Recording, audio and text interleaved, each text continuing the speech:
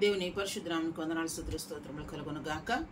చదవబడిన వాక్యాన్ని దేవుడు మనతో పరిశుద్ధాత్మ దేవుడు మనతో మాట్లాడలాగున ప్రార్థన చేసుకుందాం.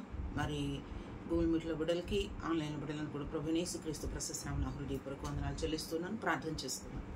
మహాగణుడు మహోన్నతుడు పరిశుద్ధుడైన మా దేవ, మీకే వందనాలు స్తోత్రాలు చెల్లించుకుంటున్నాం నాయన. ఇంతవరకు మీ కృపలో మీ కాపుదల భద్రపరిచిన విధానం బట్టి మీకు వందనాలు స్తోత్రాలు ప్రభావ.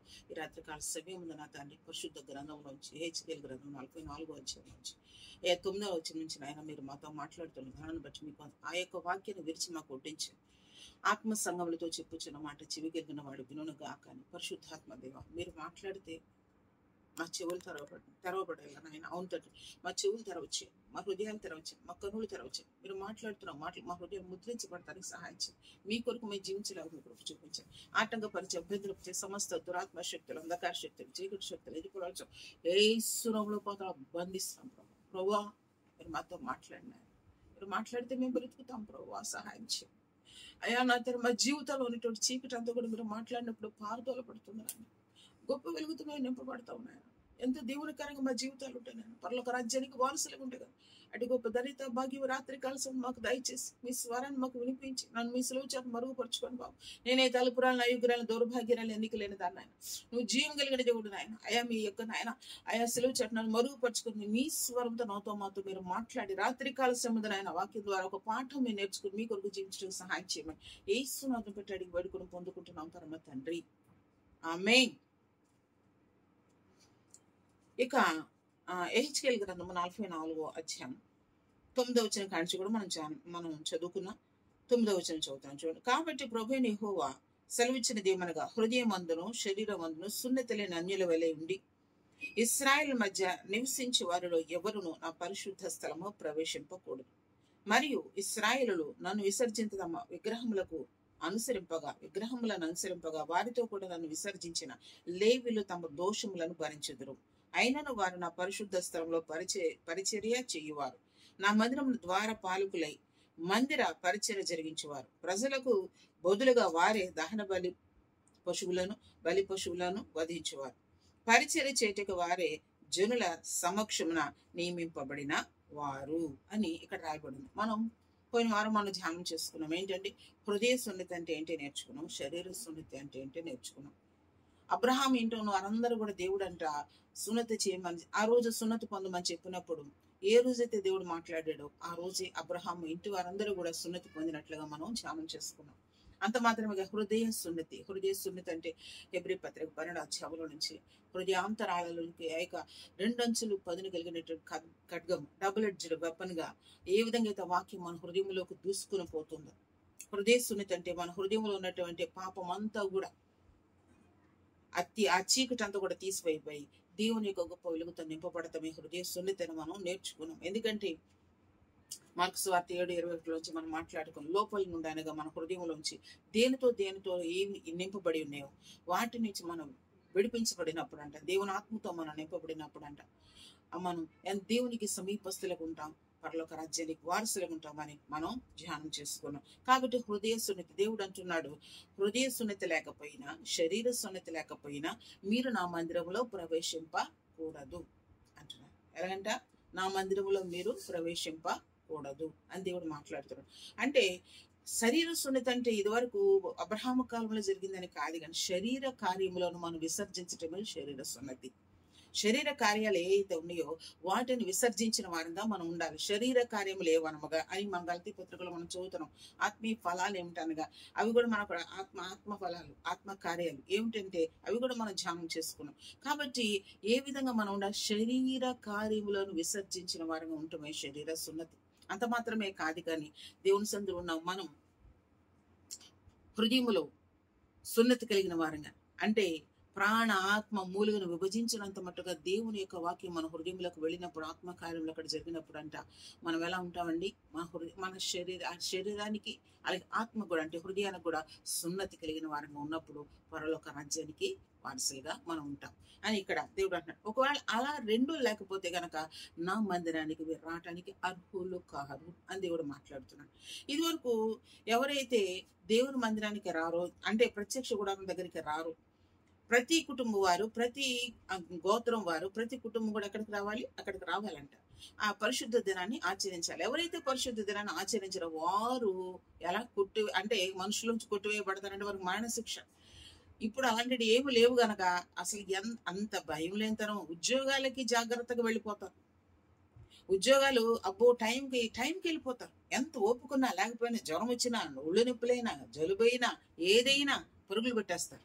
కానీ మందిరాన్ని విషయంలో అంత జాగ్రత్తగా ఉండరు. దేవుడు ఏదో చూస్తున్నాడంటే నువ్వు దేవుని ఎంత ప్రేమిస్తున్నావు, ఎంత జాగ్రత్తగా దేవుని వెతుకుతున్నావు, ఎంత జాగ్రత్తగా దేవుని మందిరానికి వస్తున్నావు అనేది దేవుడు గమనిస్తూ ఉంటాడు. దావీదు అంటాడు, నేను దేవుని యొక్క మందిర ఆవరణంలో చూడవలనని నా ప్రాణము నా యొక్క ప్రాణము నా శరీరము తృష్ణ కొని ఉంది అంటున్నాడు. ఎప్పుడెప్పుడు దేవుని మందిరానికి వెళ్దునా, ఎప్పుడెప్పుడు దేవుని సన్నిధిలో ఉందిరా, జీవము కలిగిన దేవుని ఎప్పుడు దర్శించుదురా అని దావీదంట దేవుని సన్నిధిలో అంత ఇష్టపడిన వాడిగా ఉన్నాడు గనక దావీదుని గురించి దేవుడు అంటున్నాడు, దావీదు నా హృదయానుసారుడు అంటున్నాడు.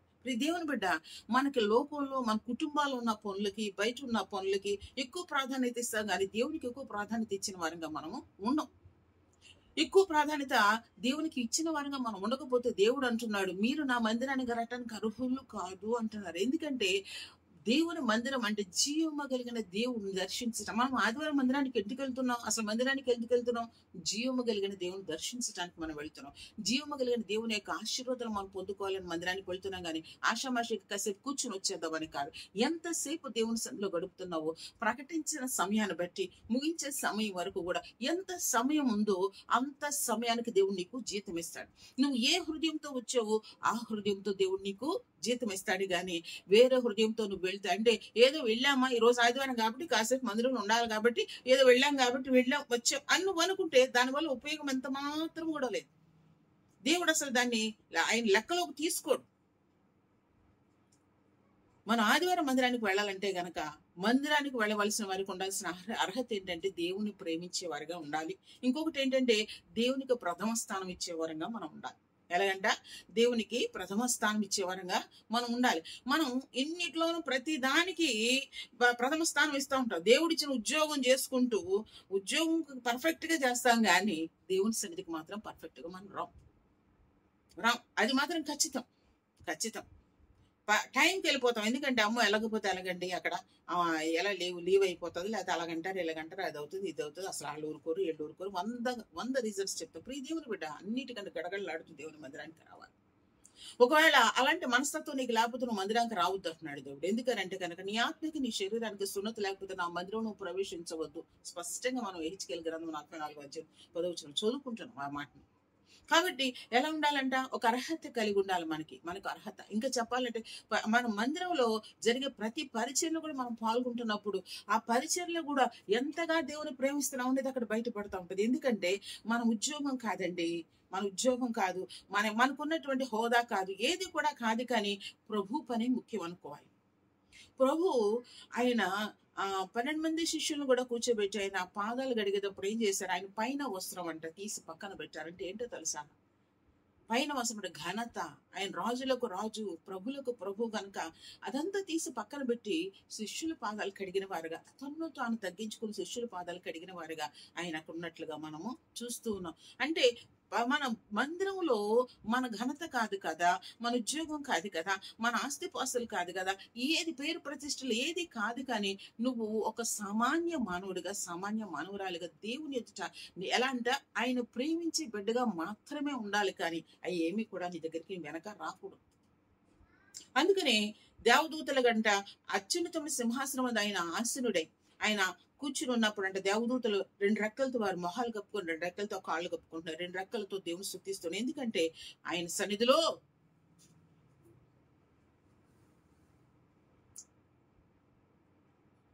ఆయన సన్నిధిలో ఉండటానికి ఎంత మాత్రం కూడా మేము యోగ్యులము కాదని వారికి వారు ఏం చేస్తున్నారంటే తమ్మును తాము మరుగుపరుచుకున్న వారు ఉంటున్నారు. కాబట్టి మనం ఏ పని చేసినా దేవుని యొక్క సిలువ చాటు మరుగైపోయిన వారిగా మనం ఉండాలి. మనం దేవుని కొరకు ఏం చేస్తున్నాం అది మాత్రమే కనపడాలి, అది దేవునికి కనపడాలి, మనుషులే కాదు. మనుషుల చేత మెప్పు పొందుకునే వారంగా ఉండాలని కాదు, కానీ ఎవరి చేత అండి? దేవుని చేత మాత్రమే మెప్పు పొందుకునే వారంగా ఎవరైతే దేవుని చేత మెచ్చుకుంటారో, దేవుడు మెచ్చుకుంటాడో వారు ధన్యులండి. కనుక దేవుని సన్నిధిలో ఉన్న మనం ఎలా ఉండాలి అని అంటే గనక దేవుని సన్నిధిలో పరిచర్య చేసే వారంగా ఉండాలి.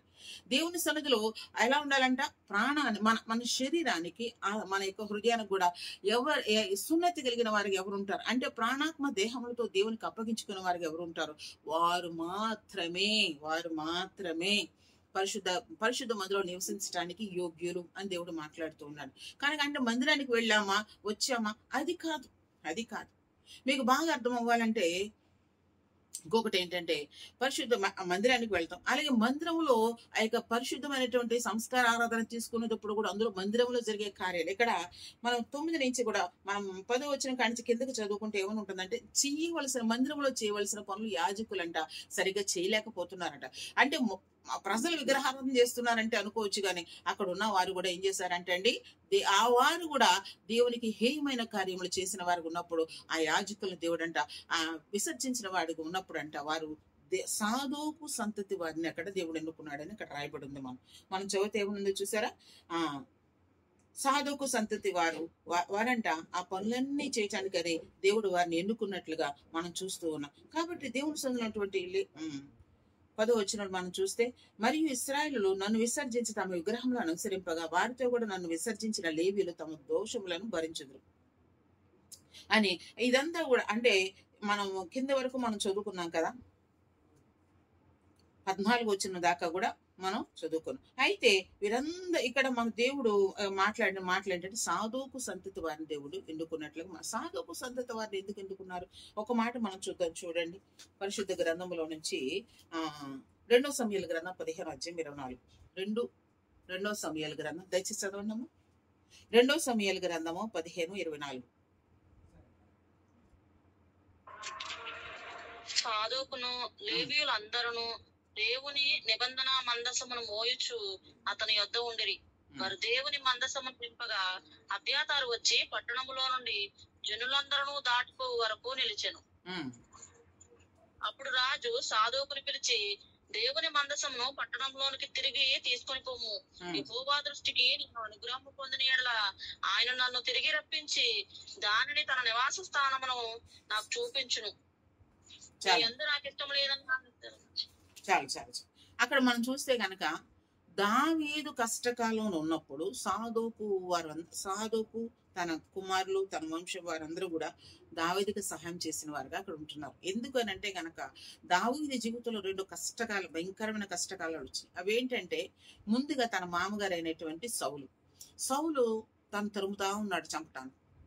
అంటే సౌలు చేత తరమబడిన వాడిగా ఉన్నాడు. ఆ తర్వాత సౌలు తర్వాత తను రాజుగా అభిషేకించబడిన వాడిగా ఉన్నాడు. తర్వాత తాను గర్భాలు పుట్టినటువంటి అబ్షాలోమే తను తరుముతున్న వాడిగా ఉన్నప్పుడంట ఆ యొక్క రాజ్య సింహాసనాన్ని విడిచిపెట్టి అరణ్యులకు వెళ్ళిపోయి కాలినడకను పారిపోయిన వాడు. అంటే సింహాసనం, ఎందుకంటే యెరూషలేం అంటే దేవునికి ఇష్టమైన పట్టణం, మహారాజు పట్టణం గనక ఆ మహారాజు పట్టణాన్ని విడిచిపెట్టే ఎంత మాత్రం కూడా అది పాడవటం దావీదుకి ఇష్టం లేక తన కుమారుడైన అబ్షాలోముకే ఆ రాజ్యాన్ని విడిచిపెట్టేసి వెళ్ళిపోయిన వాడిగా మనం చూస్తూ ఉన్నాం.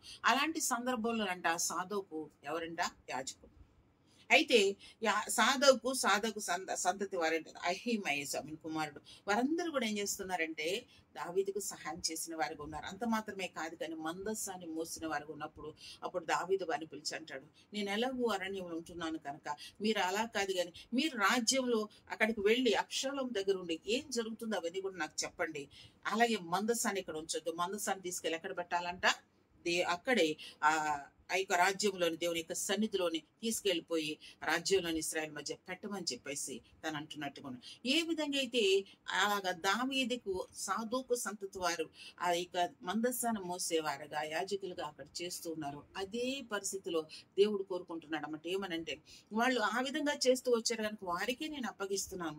ఎందుకంటే యాజకులు ఎంత మాత్రం కూడా వారు విగ్రహారాధన చేసిన వారిగా ఉన్నారు, నా దృష్టికి దోషులైన వారిగా ఉన్నారు కనుక నేను వారిని కోరుకోవట్లేదు అని దేవుడు మాట్లాడుతున్నాడు. యాజకులైన వారు ఎలా ఉండాలంటే పరిశుద్ధులుగా ఉండాలి. ఇదివరకు మనం చూస్తే గనక ప్రత్యక్ష గుడారంలో పరిచర్య చేసేటప్పుడు యాజకుడు లోపలికి వెళ్తున్నాడంటే గనక ఆ యొక్క ప్రధాన యాజకుడు లోపలికి వెళ్తే ఆయనకి ఏం చేశారు, ఆయన ప్రీస్ట్ డ్రెస్ ఉంటుంది కదా అది వేసేవాడు. అంటే వేసేసిన తర్వాత ఆయనకంట ఒక తాడు కట్టేసి లోపలికి పంపించేవాడు. ఆయనకి తాడు కట్టి లోపలికి ఎందుకంటే ఎవరు కూడా లోపలికి ప్రవేశించకూడదు గనక ఆయన లోపలికి పంపించడం. లోపలికి వెళ్ళిన తర్వాత ఆయన అక్కడ చేయవలసినటువంటి యాజక ధర్మం చేసి అక్కడ ఒకవేళ ఆయనలో ఏ దోషము లేకపోతే మంచిగా ఉంటారు. కానీ దేవుని యొక్క పరిశుద్ధ స్థలంలో నిలబడినప్పుడు ఏ దోషమైనా ఉంటే యాజకుడు అక్కడే చనిపోతాడు. దేవుడు సహించలేడండి. ఆయన ఏ దోషం గాని ఏ పాపం గాని ఆయనకి ఇష్టమైన బిడ్డల్లో ఆయన ఏర్పరచుకున్నటువంటి బిడ్డల్లో ఉన్నప్పుడు ఆయన సహించలేడు గనక ఒకవేళ యాజకుడు అక్కడ చనిపోతే ఆయన ఏఫోదును వేసుకుని లోపలికి వెళ్ళాలి. అలాగే ఏఫోదు వేసుకుని దేవుని యొక్క పరిచయం చేయడానికి లోపలికి వెళ్ళినప్పుడు అంట ఆ యొక్క తాడు కట్టేసి లోపలికి పంపించేవాళ్ళు. ఎందుకంటే ఆయన చనిపోయాడో మంచిగా ఉన్నాడో ఎవరికి తెలియదు కనుక ఆయన రావాల్సిన సమయానికి రాకపోతే బయట నుంచి తాడు పట్టుకొని లాగేవాళ్ళు. ఎందుకంటే ఆయన బ్రతుకుంటే వచ్చేస్తాడు, ఒక చనిపోతే కనుక లోపలికి వెళ్ళి ఎవరు తీసుకురాకూడదు కనుక ఆయన బయటకు తీసుకొచ్చేవారు. ఎందుకంటే ఆయన ఏదైనా దోషం ఉంటే దేవుడు సహించలేడు, అక్కడ చనిపోయిన స్థితిలో వారు ఉంటారు కనుక. ఆ విధంగానే మరి ఇక్కడ కూడా దేవుడు అంటున్నాడు అలాగా ఆ రోజులో ప్రత్యక్ష గుడారపు రోజుల్లో జరిగింది. కానీ దేవుడు అంటున్నాడు ఇప్పుడంట హృదయానికి సున్నతి కావాలి. శరీర కార్యాలు విసర్జించడమే శరీరానికి సున్నతి. వాళ్ళ హృదయంలో ఏ విధమైన అంటే మార్కు సువార్త 7:21 అక్కడ రాయబడి లోపల నుండి బయటకు వచ్చిన కోపం, క్రోధం, కక్ష అవన్నీ కూడా ఉంటున్నాయి. ఇవన్నీ కూడా హృదయంలో ఉంచుకున్న ప్రభు అంటే నేను నీ మాట నీ ప్రార్థన ఆలకించను అంటున్నాడు దేవుడు. అంటే దావీదు అంటే నా హృదయంలో పాపం ఉంచుకుని నేను ప్రార్థన చేస్తే నా ప్రార్థన అవుతుంది, పాపం ఒకరు గాక అంటాడు. నా అంగిల్ నా నాలుగు నా అంగిల్ని అంటుకున్నాను గాక అంటాడు. ఎందుకంటే ఈ మాటలన్నీ కూడా హృదయంలో పాపం ఉంచుకొని పైకి వ్యక్తిగా మాట్లాడకూడదు. ఒకవేళ మందిరానికి వెళ్ళిన తర్వాత కూడా నువ్వు క్షమించవలసిన వారిని క్షమించకుండా నువ్వు దేవుడు అంటున్నాడు నువ్వు అర్పణ అర్పించేటప్పుడు అది అక్కడ విడిచిపెట్టి ఎవరితో సమాధాన పడాలి, వెళ్ళి సమాధానపడి వచ్చిన తర్వాత అప్పుడు అర్పణ అర్పించమని దేవుడు మాట్లాడుతున్నాడు. ఒకవేళ అలాంటి కార్యాలు చేయకుండా నీ మనసులో ఉన్నప్పుడే నువ్వు మందిరానికి వెళ్ళి మందిరంలో ఉండి మందిరంలోనంట ఆ పరిచయం చేసే దేవుడికి ఎంత మాత్రం కూడా అది నాకు ఇష్టం లేదు అని స్పష్టంగా దేవుడు చెప్తా ఉన్నారు. కనుక దేవుని సన్నిధిలో ఉన్న మనం ఆయనకి ఇష్టమైన కార్యాలు చేయాలి అని అంటే ఏంటంటే ఆయన కొరకు మంచి కార్యాలు మనం చేసేవారంగా నాకు ఇష్టమైన కార్యాలు అని అంటున్నాడు దేవుడు. మీకు బాగా అర్థం అవ్వాలంటే కొన్ని మాటలు ఏంటంటే మనం చూస్తే ఒకవేళ ఈ యొక్క రొట్టె ద్రాక్షరసం సంస్కారం మనం తీసుకుంటాం, మందిరానికి వెళ్తాం, తీసుకుంటాం. ఇచ్చేవాడు ఎలా ఉండాలి? ఆయన పరిశుద్ధంగా ఉండాలి. తీసుకున్న వారు ఎలా ఉండాలి? వాళ్ళు పరిశుద్ధంగా ఉండాలి. ఇద్దరిలో ఎవరు పరిశుద్ధంగా లేకపోయినా ఆ పరిచర్య దేవునికి ఇష్టమైందిగా ఉండదు. కాబట్టి ఇచ్చేటటువంటి యాజకులు మేమందుకు ఎప్పుడు సంస్కారం చేసేటప్పుడు నేను ప్రార్థన చేస్తాను. ఆ యొక్క రొట్టె ద్రాక్షరసం చేసేటప్పుడు ఎవరిని ప్రార్థన చేస్తారంటే ప్రభువా ఈ పదార్థాలు దీవించి ఆశీర్వదించిన ఆయన పవిత్రపరచండి, నా హస్తంగా మీ హస్తంకి వచ్చే ప్రభా ఇది ఇస్తున్నా మీ దాసుల్ని, తీసుకుంటున్న ప్రజల్ని, చేస్తున్న మమ్మల్ని ఇస్తున్న మీ దాసుల్ని, తీసుకున్న ప్రజలు అందరూ పవిత్రపరిచి పరిశుద్ధపరచండి. ఏ దోషం ఎవరికి లేకుండా చేయి ప్రభా, ప్రతి ఒక్కరు పరలోక రాజ్యానికి వారసులే ఉండేలాగా వారి అపరాధములు పాపములు దోషములు క్షమించు ప్రభు అని ప్రార్థన చేసి అప్పటిస్తాం. దేవుని బిడ్డ అది పరిశుద్ధమైనటువంటి పరిచర్య కనుక చాలా మంది వెళ్తారు, ఏదో వెళ్ళాం కదా ఉన్నాం కదా తీసుకోవాలి కాబట్టి తీసుకున్నట్టు తీసుకుంటారు. కానీ నీలో అపవిత్రత ఉన్నప్పుడు దాని జోలికి పోకూడదు. నువ్వు పవిత్రంగా ఒకవేళ ఏది ఉన్నా నీకు ఒకవేళ ఏ అసమాధానం ఉందో, ఒకవేళ ఏ పాపం నీ జీవితంలో ఏలుబడి చేస్తూ ఉందో, ఒకవేళ ఏ విధమైనటువంటి పరిస్థితి నీ జీవితంలో ఆ యొక్క పరిశుద్ధమైన పరిచయలు చేయబెట్టుకోకుండా ఆటంకంగా ఉందో నువ్వేం చేయాలంటే ఆ పరిస్థితి అప్పుడు దేవుని సన్నిధిలో ముందు తీసుకునే ముందు పరిశుద్ధమైన పరిచర్యకు వెళ్లే ముందు నువ్వేం చేయాలంటే దేవుని సన్నిధిలో మోకరించి దేవుని సన్నిధిలో ప్రార్థన చేసి ప్రభువా నా అపరాధములు క్షమించి పాపములు క్షమించి దోషములు క్షమించని ప్రార్థన చేసేవారుగా నువ్వు ఉన్నప్పుడంట దేవుడు ఏం చేస్తాడండి? ఖచ్చితంగా నువ్వు కనికరించబడాలి, దేవుని చేత అంగీకరించబడాలి. మరి మనం చూస్తే హెబ్రీ పత్రికలో యేసయ్య చేసిన ప్రార్థన ఉంది. శరీరధారి అయిన దినములలో ఆయన మహారోదనంతో కన్నీటితో తను మరణం నుండి రక్షింపగలిగే వారికి యాచనలు సమర్పించారని అక్కడ రాయబడి ఉంది. అందుచేత ఆయన అంగీకరించబడ్డారన్న మనం కూడా ఆ విధంగా దేవుని సన్నిధిలో మోకరించి కన్నీరుగాచి ప్రార్థించి ప్రభువు మమ్మల్ని క్షమించుకొని అడిగినప్పుడు దేవుని కనికరాన్ని ఖచ్చితంగా పొందుకుంటావు. అప్పుడు నువ్వు ఆ యొక్క పరిశుద్ధమైన పరిచర్యలో వాళ్ళ పరిచర్యలో పరిశుద్ధమైన బిందులో చేయి పెట్టాలి. ఆ చేయి పెట్టే ముందు నువ్వు ఆలోచించాలి. ఒక్కటి చెప్తా ఏంటి తెలుసా, అబ్రహాం గారు సొదొమ గొమొర్రాలకు వెళ్ళి అక్కడ ఆయన వెళ్ళి ఎప్పుడైతే తన అన్నగారి కుమారుడైనటువంటి లోతు వారు రాజులు తీసుకెళ్లిపోతారు, తన కుటుంబాన్ని తీసుకెళ్లిపోయాడు. అబ్రహాం తన ఇంటి వారితో వెళ్లి వారందరూ కూడా జయించి ఆ లోతుని వారి కుటుంబాన్ని తీసుకొచ్చిన వారిగా అక్కడ ఉన్నట్లుగా మనం చూస్తున్నాం. అయితే లోతుని తీసుకొచ్చినప్పుడు అంట ఆయనకి మెల్కీసెదెకు రాజు వెళ్ళి ఏం చేశాడంటే అండి ఏం చేశాడు చెప్పగలరా? ఎదురు వెళ్ళి ఏం ఇచ్చాడండి ఆయనకి? రొట్టె ద్రాక్షరసం ఇచ్చారు కదా. ఆ రొట్టె ద్రాక్షరసము మెల్కీసెదెకు రాజు వెళ్ళి అంట రొట్టె ద్రాక్షరసం ఇచ్చినప్పుడు అక్కడ అబ్రహాం ఆయనకి దశమ భాగం ఇచ్చినట్లుగా మనం చూస్తూ ఉన్నాం. ప్రియ దేవుని బిడ్డ, ఎందుకని మెల్కీసెదెకు రాజు అక్కడికి వెళ్ళి అసలు ఆయన ఎవరో తెలియదు, ఏంటో తెలియదు, కానీ అబ్రహాముకి ఎదురైనప్పుడు అంట రొట్టె ద్రాక్షరసం ఇచ్చినట్టు మనం అనుకుంటున్నాం. పాత నిబంధన గ్రంథంలో లేదు, కొత్త నిబంధన గ్రంథంలో రొట్టె ద్రాక్షరసం అక్కడ ఇచ్చినట్లుగా మనం చూస్తూ ఉన్నాం. ఎందుకనంటే గనక ఆయన వెళ్ళి ఎంతమంది అంటే 5 రాజులు ఆయన జయించి వచ్చారు. ఎంతమంది రాజులంట? ఆయన 5 రాజులు ఆయన జయించి వచ్చారంట. జయించి వచ్చినప్పుడంట ఆ యొక్క మెల్కీసెదెకు ఆయనకి రొట్టె ద్రాక్షరసం ఇచ్చినట్టుగా మనం చూస్తూ ఉన్నాం. ప్రియ దేవుని బిడ్డ, మనం కూడా మన జీవితంలో సమస్తాన్ని జయించిన వారంగా ఉండాలి. అది కోపమా, లేకపోతే నీలో ఏ అసూయ ఉంది, ద్వేషం ఉందా, మత్సరం ఉందా, కోపం ఉందా, పాపం ఉందా, ఏముందా నీలో?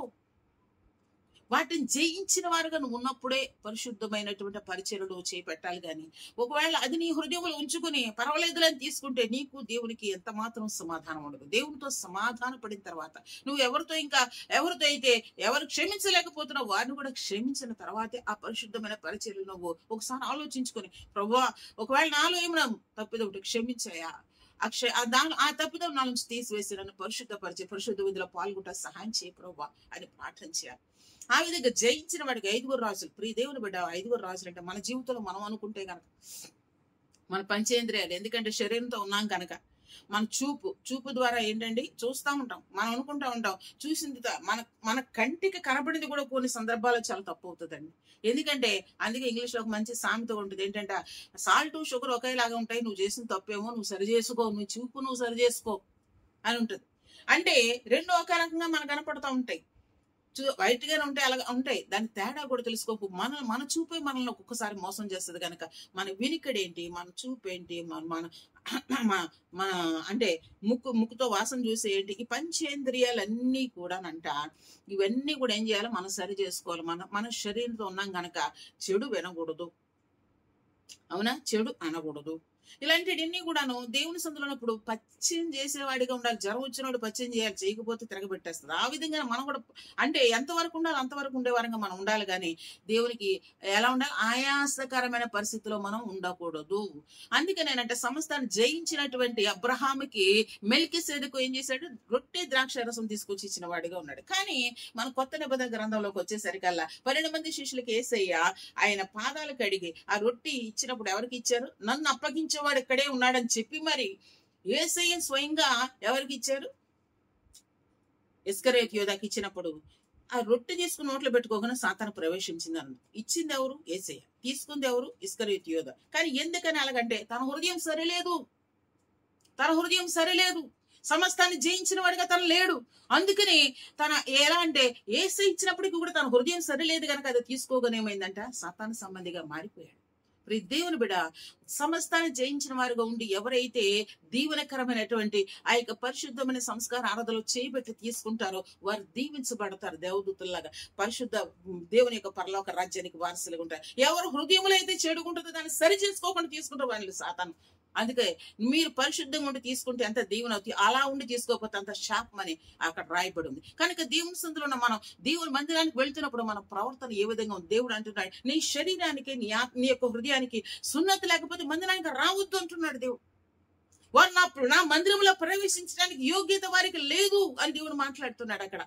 కాబట్టి సాధువు సంతతి వారిని ఎందుకు ఎందుకున్నాడంటే ఆయన వారు ఉండవలసిన విధంగా వారు ఉండలేకపోతున్నారు, యాజకులు గనక వీరిని ఎన్నుకున్నాను దేవుడు మాట్లాడుతున్నారు. కనుక దేవుని సంతున్నటువంటి మనం ఏ విధంగా మనం ఉంటున్నాం ఒక్కసారి మనం ఆలోచించుకోవాలి. అబ్రహాము సమస్తం జయించిన వాడిగా అంటే మనం కూడా మన హృదయంలో ఏదైతే ఉందో దేవుని సంతులు దాన్ని పశ్చాత్తాపడి దాన్ని విడిచిపెట్టుకుని పరిశుద్ధంగా ముందు రేపు పరిశుద్ధమైనటువంటి వారం ఆ యొక్క పరిశుద్ధమైన సంస్కారం ఈ రాత్రి నువ్వు సిద్ధపడాలి, ప్రార్థనలో సిద్ధపడి వెళ్ళి దాన్ని పట్టుకోవాలి. కానీ నువ్వు ఎలా పడితే అలా తీసుకుంటే అది బహు భయంకరమైనటువంటి పరిస్థితికి దారితీస్తాడు. చాలా ఉపమానంలో చెప్పుకునేది టైం లేదు కానీ దేవుని సందులు ఎలాంటిది, ఎంత పరిశుద్ధమైంది అంటే ప్రియ దేవుని బిడ్డ, దేవుని యొక్క శరీరము, దేవుని యొక్క రక్తము ఎలాంటిది అని అంటే గనక ఒకవేళ అది నువ్వు పరిశుద్ధంగా అంటే బాప్తిసం తీసుకుని దేవునికి నీకు సమాధానము కలిగి, సేవకులకు నీకు సమాధానం, సంఘానికి నీకు సమాధానం, నీ కుటుంబానికి నీకు సమాధానం ఉన్నప్పుడు దానిలో చేయబెట్టినప్పుడు అంటే అది తీసుకుంటే దేవుడు అంటున్నాడు, ఇది పైనుండి దిగి వచ్చిన దేవదూతల ఆహారం. దేవుడు మాట్లాడుతున్నాడు, పైనుండి దిగి వచ్చిన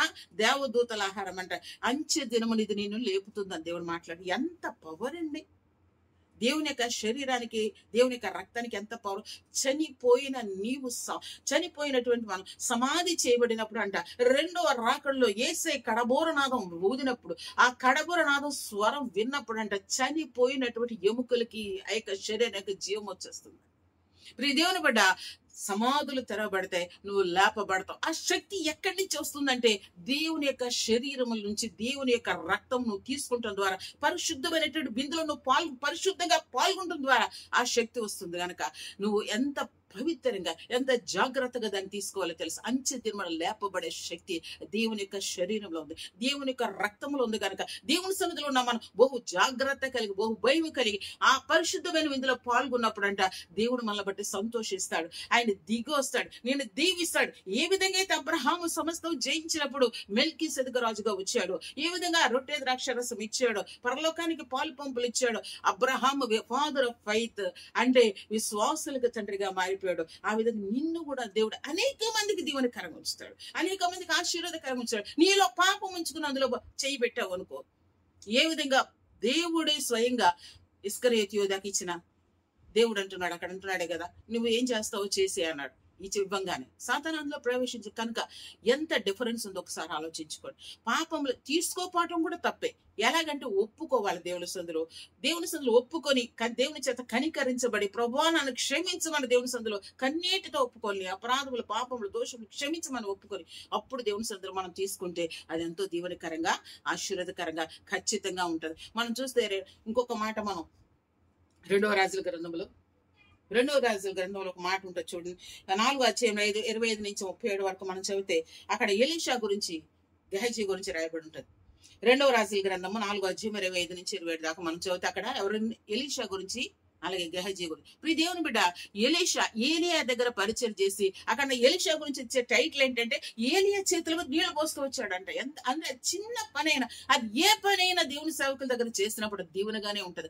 ఏ హృదయంతో చేస్తున్నాం అనేది దేవుడు లెక్కేస్తాడు. కనుక ఆ విధంగా నీళ్లు పోస్తూ వచ్చినటువంటి ఆ ఏలియా దగ్గర పనిచేసిన ఎలీషా 2 పాళ్ళ శక్తి పొందుకుంటే, ఎలీషా దగ్గర పనిచేసిన గెహజీ ఏం చేశాడు? పనికిమాలాటు కోసం పరుగులెట్టాడు. పనికిమాల వాటి కోసం, షీనారు వస్త్రాల కోసం పొరుగులు పెట్టుకొని తెచ్చుకుని కుష్ఠరోగం తెచ్చుకున్నవాడిగా అక్కడ మనం చూస్తున్నాం. కాబట్టి మన పొరుగు ఎటువైపు ఉంది అంటే, యాజకత్వం చేసేవారు ఏ విధంగా ఉంటున్నారు, ప్రజలు ఏ విధంగా ఉంటున్నారు. ఎవరు అన్నారంట, పాస్టర్ గారు అన్నారంట, నేను కూర్చుని వాక్యం చెప్తానంటే ప్రజలు అన్నారంటే మేము పడుకుని వింటాం అన్నారంట. అంటే ఈయన కూర్చుని వాక్యం చెప్తూ పడుకుని వింటారు. అలా ఉంటుంది. అంటే నాయకుడు నడిపించే విధానాన్ని బట్టి సంఘాలు, మన నాయకుడు ఎంతో గొప్ప నాయకుడు, మన రాజులకు రాజు, ప్రభులకు ప్రభు అయిన యేసయ్య మన న్యాయాధిపతి, నాయకుడు కూడా మనం నడిపిస్తున్నప్పుడు అంట ఆయన జీవముతో మనం నింపబడి, భయభక్తులు కలిగి ప్రథమ స్థానం ఆయనకి ఇవ్వాలి. మన జీవింపజేస్తున్న దేవుడు ఆయన ఒక ఊపిరి మనలో ప్రాణంగా పెట్టి మనల్ని ఆయన జీవింపజేస్తూ ఉంటుంటే, నిర్లక్ష్యం అనేది సాతానికి కుమార్తె లాంటిది. కుమార్తె అంటే నిర్లక్ష్యం, బద్ధకం. ఆ నిర్లక్ష్యం అనేది మన జీవితంలో ఉండకోకుండా దాన్ని తీసివేస్తుంది. నిర్లక్ష్యమే పరలోక రాజ్యానికి వెళ్ళకుండా ఆటంకం పెట్టేసేది. ఏం పోతావులే, ఇంత ఈ రోజంతా కష్టపడి వచ్చావు కదా, ఏం పోతావులే, ఉండు ఈ రాత్రి ప్రార్థనకి, ఏం పర్లేదు పడుకో, నీకు నీరసం వచ్చేస్తుందేమో అని జోకడతా ఉంటది అనమాట సాతాను. కానీ దేవుని కొరకు ఒక మంచి కార్యం చేయకోకుండా నీ నాటక పెట్టేది సాతాను. గనక దాన్ని నువ్వు గ్రహించుకుని దేవుని మందిరానికి వెళ్ళేటప్పుడు నీ ప్రవర్తన జాగ్రత్తగా చూసుకుని, దేవుని సదులు విడిచిపెట్టవలసిన విడిచిపెట్టేసి, దేవుని మందిర ఆవరణ ఎప్పుడు చూద్దాను, ఎప్పుడు వెళ్తున్నాను, నీకు ముందు నుంచే శనివారం నుంచి ఆశ ఉండి, ప్రభువా నేను మందిరానికి వెళ్తున్నాను, నీ దాసు ద్వారా నువ్వు నాతో మాట్లాడి ప్రభువా, నీ బలమైన పరిశుద్ధాత్మ అభిషేకంతో నింపు నాయన, నీ స్వరూపులకు నన్ను మలుచు ప్రభు అని నువ్వు ముందుగానే ప్రార్థన చేసుకుని వెళ్తే ఖచ్చితంగా అట్టి అభిషేకంతో దేవుడిని నింపును గాక. నీ ఆశను దేవుడు తీరుస్తాడు. దేవుడు ఖచ్చితంగా నీతో మాట్లాడతాడు. కాబట్టి మన హృదయానికి, మన శరీరానికి సున్నతి ఉన్నప్పుడు అంట దేవుడు మందిరానికి వెళ్ళినప్పుడు దేవుడు ఖచ్చితంగా దీవిస్తాడు. అలా లేకపోతే రావద్దాను, వేస్ట్ అంటున్నాడు దేవుడు. దేవుని మందిరానికి వెళ్ళేటప్పుడు బహు జాగ్రత్తగా వెళ్ళాలి.